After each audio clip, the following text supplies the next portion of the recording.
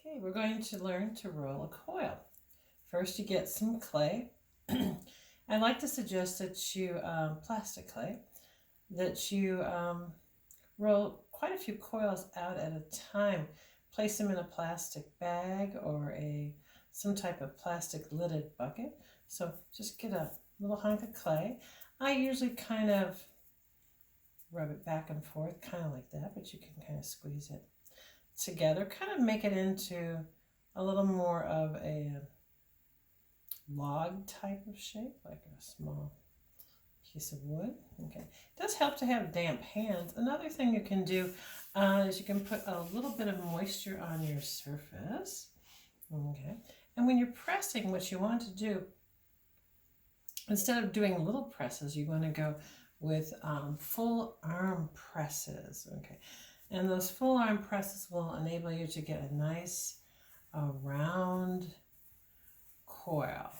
Okay, how you use them later is entirely up to you. Some people like to use them round, some take them when they're done and flatten them and do it like that. So so to keep it round, do a nice full roll. Okay, again, keeping your hands a little bit moist. Some people actually will squirt a little bit there just to make it move a little bit easier. So I'm going to, you can get it too wet, just a tiny bit wet now. What you're going to do to make it longer is you're going to kind of spread outward like that. And you want to keep the thickness similar.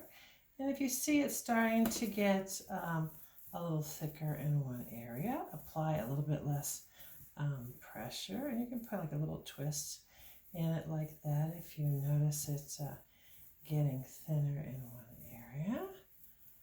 Okay, we're getting really narrow here. Kind of see that. Okay, good. Okay, now let's see, I can make this just a little bit thinner. Okay. Now, when I do coils, you can store them however you wish, but when I'm ready to use them, I kind of tap them down just to make them a little taller. Traditionally, I use them in building coil vessels. Some people actually take it and kind of almost like smack it down lightly. Okay. So you can store them round or you can store them flat. Separate them or put them maybe a little piece of paper between them. And then you can see, you can keep them in like a nice type of coil thing or flat, however the storage is best suited for you. But I do recommend making quite a few at a time and keeping them in a environment, plastic covered environment, where they can stay plastic for a long time. Okay. Take care, have fun. And again, you can use these for decorating with stamps, building coil vessels. There's lots of different things that you can do with these.